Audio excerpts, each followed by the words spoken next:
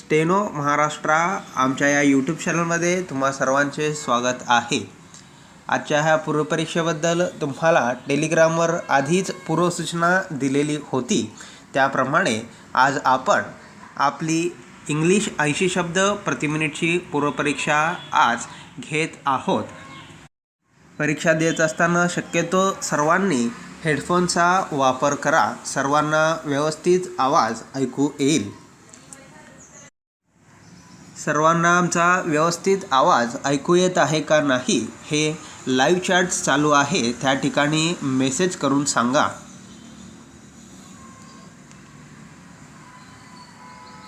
सर्वांना व्यवस्थित आवाज ऐकू येत असेल तर आपण लगेच परीक्षेला सुरुवात करूया।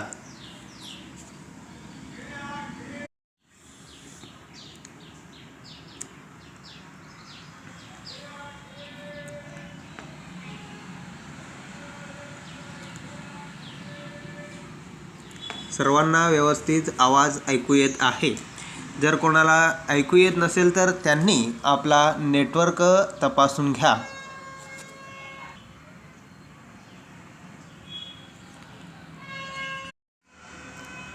अजून कोण जॉईन व्हायचे राहिले असतील तर लवकरात लवकर जॉईन होण्याचा प्रयत्न करा। आपल्याला लगेच परीक्षा सुरू करायची आहे। आपल्याला जास्त वेळ ह्यामध्ये घालवायचा नाही। जे जे उपस्थित आहेत त्या सर्वांनी एकदा आपल्या ह्या व्हिडिओला लाईक करून घ्या। बऱ्यापैकी विद्यार्थी दिलेल्या टायमिंगनुसार जॉईन झालेले आहेत।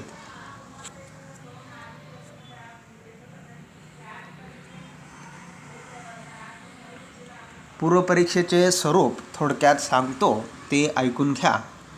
एकूण 2 डिक्टेशन दिले जातील। पहिल्या डिक्टेशननंतर 2 मिनिटाचा गॅप असेल आणि त्या 2 मिनिटाच्या गॅपनंतर दुसरा डिक्टेशन दिला जाईल। त्या 2 मिनिटाच्या गॅपमध्ये तुम्ही पुढच्या डिक्टेशनची तयारी करून घ्यायची आहे, म्हणजे पेन्सिल वगैरे शार्प करून पुढच्या डिक्टेशनसाठी तयार राहायचे आहे। आणि शक्यतो GCCचे सर्व स्पीड पास होईपर्यंत पेन्सिलचाच उपयोग करा। आणि दोन्ही डिक्टेशन झाल्यानंतर 80 शब्द प्रति मिनिटसाठी 1 तास 40 मिनिटे इतका वेळ ट्रान्सलेशनसाठी आहे। सर्वांनी टायमिंग लावून ट्रान्सलेशन करून घ्यावे। आणि दिलेल्या डिक्टेशनचे कोणतेही PDF आम्ही तुम्हाला देणार नाही। ट्रान्सलेशन केल्यानंतर ते चेक करायचे असल्यास हाच व्हिडिओ ह्या लाईव्ह नंतर यूट्यूबवर कायमस्वरूपी उपलब्ध असेल। तुम्ही तो व्हिडिओ पुन्हा चालू करून तुमचे लिप्यंतर तपासू शकता आणि व्हिडिओच्या सेटिंगमध्ये स्पीडसुद्धा कमी करता येते। स्पीड कमी करून तुम्ही तुमच्या सोयीप्रमाणे ते तपासून घ्या।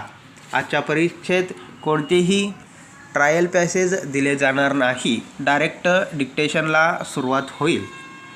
आजच्या ह्या परीक्षेला सर्वजण तयार आहेत का नाही एकदा मेसेज करून सांगा, आपण लगेच परीक्षा सुरू करूया। कोणीही कमेंट्समध्ये मेसेज न करता लाईव्ह चॅट चालू आहे त्या ठिकाणी मेसेज करा।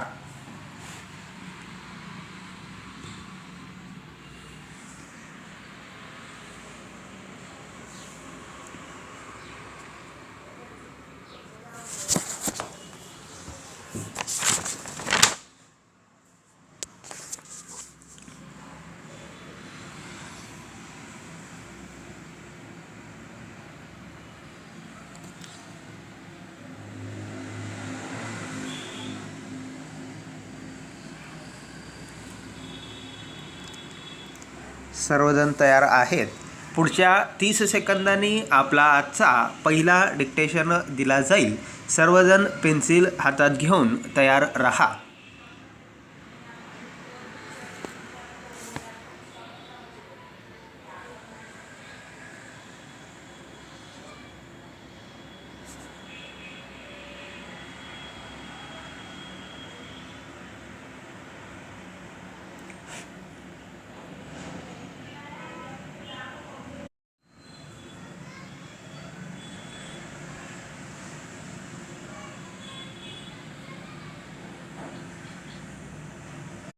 Be ready, start. I am very happy to have been able to come here to participate in the annual day function. This invitation has been extended to me in early years also, but for one reason or the other, it was not possible for me to accept it. I feel glad this year again you invites me, and in response to your invitation I could come here. I have listened carefully to the annual report about the activities of your school. Let us hope that the boys who pass out from your school will be proficient not only in studies but will be considered as outstanding from the point of view of character and general behavior. On the success of your school, I congratulate the teachers, the students, and all those connected with the management of this institution. Para, my knowledge of the working of the public schools may not be very adequate, but I can say that in recent years I have had personal contact with quite a few of them. It should be considered a self-evident truth that education of a child would be successful in proportion to the close contact between the teacher and the students. The public schools of today are able to devote individual attention on every student on account of their adequate resources and the limited number of students on the rolls. It is not a matter of surprise, therefore, that the schools should be popular in the country, so much so that they are not able to admit all the boys who seek admission, and some of them at least have to be either disappointed or remain on the waiting list for some time. All this goes to prove the utility and the popularity of the public schools. With all this, it has also to be accepted that education in public schools is pretty expensive. Only rich parents can afford to send their children to them. Stop.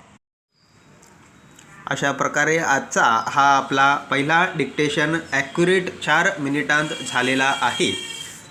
सर्वांना आजचा हा आपला पहिला dictation कसा गेला हे message करून सांगा.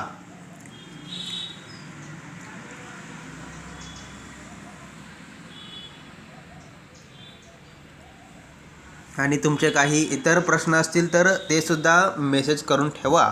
ते मी नंतर बघून टेलिग्राम चॅनलवर त्याचे उत्तरे देण्याचा प्रयत्न करेन. सध्या लाईव्हमध्ये कोणी आपल्या चॅनलचे ॲडमिन असतील तर त्या ठिकाणी मेसेजमध्ये तुम्ही त्या विद्यार्थ्यांना उत्तरे देऊ शकता. त्यानंतर आता 2 मिनिटांचा गॅप असेल, त्यानंतर दुसरा डिक्टेशन दिला जाईल. आजचा पहिला डिक्टेशन सर्वांना कसा गेला हे मेसेज करून सांगा.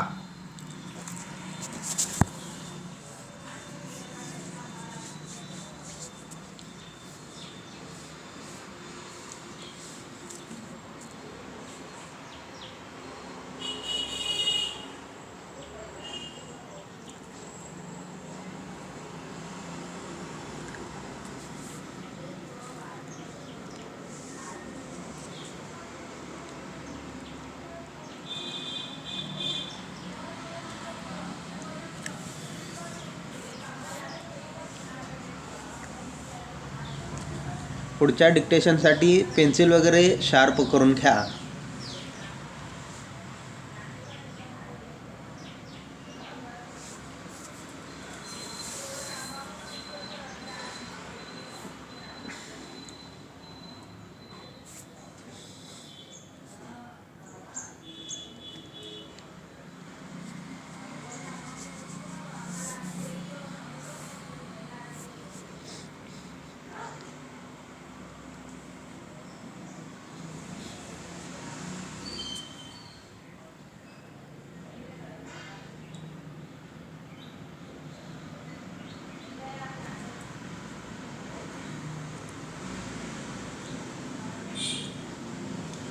दोन मिनिटे होत आलेली आहेत.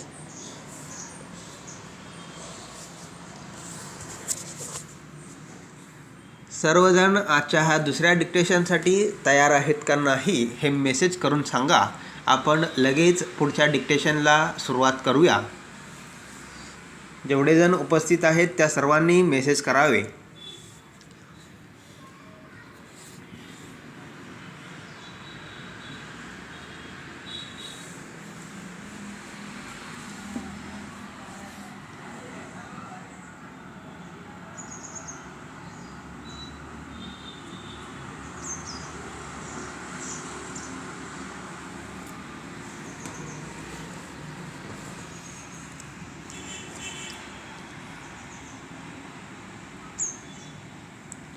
ओके, सर्वजण तयार आहेत.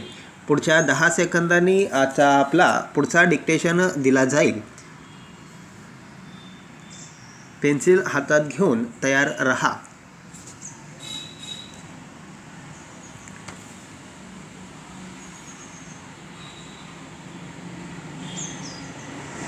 Be ready. Start. Families living in the urban areas of India can be called modern families. In the years bygone, the scene of a typical Indian family was quite different from what we witness today. In the old days, the family was structured differently. The joint family system was still in existence. The joint family had an old couple at the head, and the children would live with this couple along with their own families. Thus, in an average family, there would anything between 15 to 20 members.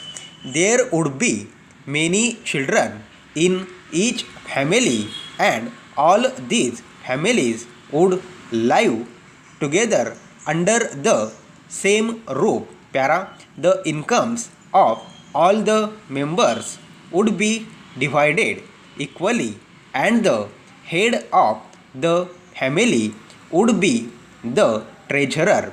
He would keep an account of each member's expenses, and every member of the family would be answerable to the father, who is placed at the head.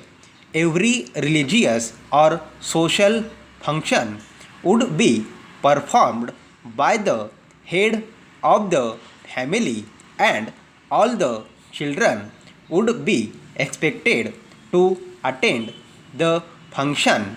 in fact actively participate in it, there would be a lot of sharing, and the children in these families would be never in need of friends. Their own cousins would be their playmates, and in the absence of their parents, their aunts and uncles would take care of them. The modern family is the opposite of this. The nuclear family is one in which a couple lives alone with only their own children. These families are smaller, and all the responsibility of raising children lies on the shoulders of the parents. Grandparents live separately, and children are often left with maid servants. In the absence of the parents, most women work these days, and this leaves a modern Indian family, although there may be more in terms of material but less company and scrutiny for each member of a modern Indian family. Stop. अशा प्रकारे आजचे दोन्ही dictation झालेले आहेत. पहिल्याच्या मानाने दुसरा dictation हा अवघड होता आणि दोन्ही डिक्टेशन हे यापूर्वी परीक्षेला आलेले होते. सर्वांना आजची ही परीक्षा कशी वाटली हे मेसेज करून सांगा. तसेच ज्यांनी आजच्या ह्या व्हिडिओला लाईक केला नसेल तर एकदा लाईक करून घ्या. अजून परीक्षेसाठी काही दिवस शिल्लक आहेत.